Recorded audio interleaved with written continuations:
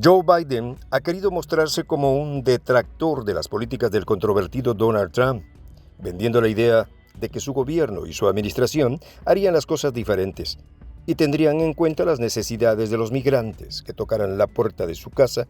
Sin embargo, la realidad es que últimamente Biden ha actuado en consecuencia de las medidas de su antecesor, aplicando incluso la controversial norma 42. Con ella ya empiezan las deportaciones que se suponía no se harían y mantendrían a los solicitantes en la frontera de México con la potencia del norte, bajo el programa también implementado por Trump, Quédate en México. Pero más pudo la costumbre que las buenas intenciones, y tras algunos meses de distensión migratoria, ya empezaron las deportaciones de la mano de Duque, porque Biden y el primer mandatario colombiano zanjaron el asunto en diciembre pasado. Los detalles de esta historia los conocerás a continuación. Quédate con nosotros.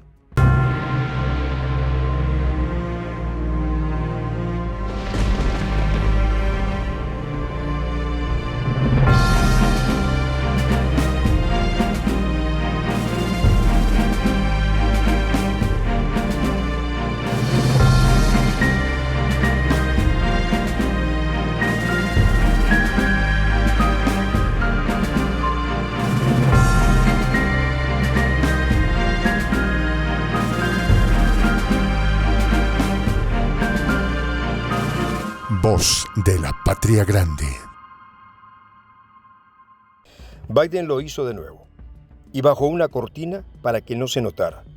Instauró de nuevo las deportaciones con una norma que se supone busca evitar la propagación de la pandemia en la frontera entre México y la potencia del norte. Su nombre tiene título 42. Creado durante la administración de Trump, buscó frenar los procesos migratorios a Estados Unidos. El 27 de enero se produjo la primera deportación. El Departamento de Seguridad Nacional de Washington tomó a 2 ciudadanos venezolanos, los montó en un avión con destino a Colombia y con base en el título 42, la supuesta propagación del COVID, ahí los dejó. Esto teniendo en cuenta la situación diplomática entre Venezuela y Washington, pues no hay opción a un vuelo directo a Caracas. Además se estima, según lo que indicó el Departamento de Seguridad Nacional de la Potencia del Norte, en un comunicado dirigido a la cadena de noticias BBC, que este tipo de acciones se repetirán regularmente. De hecho, afirman que este proceso de deportación ha sido ejecutado, entre comillas, con éxito, entre otras personas, regresándolas a las naciones en las que residían antes de llegar a la frontera de México y Estados Unidos. Desde la Agencia de Migración de Colombia confirmaron la llegada de los 2 venezolanos deportados desde Washington, agencia que señaló lo siguiente: estos extranjeros, quienes llegaron con su documentación en regla, habían salido del territorio nacional rumbo a México y posteriormente cruzando de manera irregular hacia Washington. Lo más relevante del caso es que desde la Agencia Migratoria de la Potencia del Norte indicaron que estas deportaciones se están realizando previa conversación entre ambos gobiernos. Sin embargo, desde Bogotá aseguran que no hay ningún acuerdo migratorio entre ambos países. Las declaraciones exactas de la Cancillería de Colombia en torno a este tema fueron expeditas.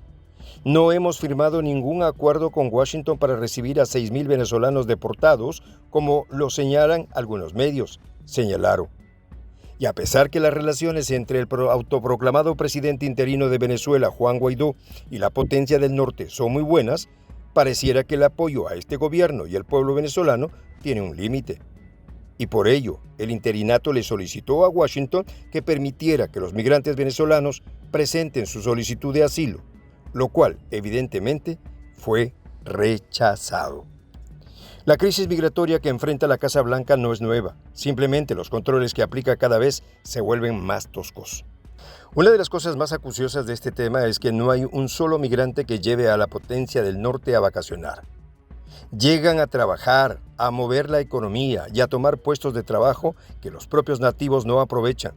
Y teniendo en cuenta que actualmente las renuncias a los empleos para evitar la exposición a la pandemia se han catapultado, dejar de lado a quienes están dispuestos a trabajar es un arma de doble filo.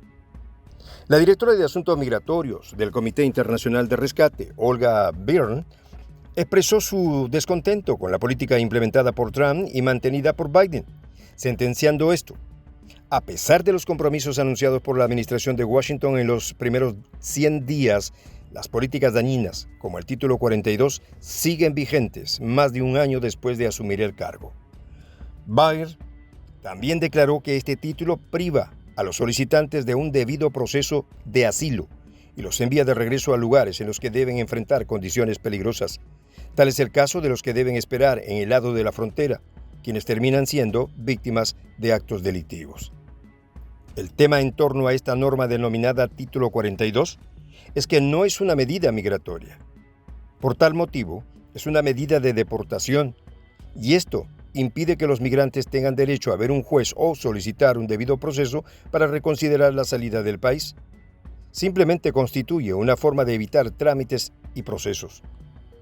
Gracias a este Estatuto de Salud Pública, durante la administración de Donald Trump, más de 1.3 millones de migrantes fueron deportados y, muy aparte de evitar que pudieran solicitar asilo, este tipo de expulsión tampoco contempla otras protecciones humanitarias, según un artículo publicado por el diario Los Angeles Times. De hecho, esta deportación, al tener un proceso cuyo basamento es la revisión de la persona en un tiempo que no dura más de 90 minutos, no plantea el levantamiento de ningún tipo de documentación. Hace que el migrante pueda intentar nuevamente y casi de inmediato, si la situación se lo permite, ingresar a la potencia del norte.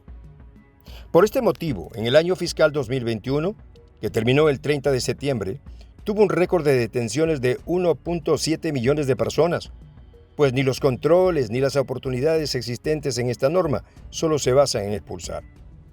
Muchos han sido los detractores de esta medida que han implementado 2 administraciones consecutivas para tratar de limitar el ingreso de migrantes a Washington. Entre las acciones está la de la Unión Estadounidense por las Libertades Civiles, quienes incluso demandaron a la administración de Trump por el uso del Título 42. Y como si fuera poco, los casos de niños que no viajan con sus padres sino con familiares menos directos como abuelos o tíos, quienes también enfrentan el muro impuesto por Washington. Incluso la propia Kamala Harris, en su momento, lo catalogó de una inconstitucional apropiación del poder ejecutivo. Pero ahora, mientras es la vicepresidenta de la nación, apoya la medida retomada por el presidente Biden, quien ilusionó a muchos con supuestas medidas más humanas en torno al tema migratorio.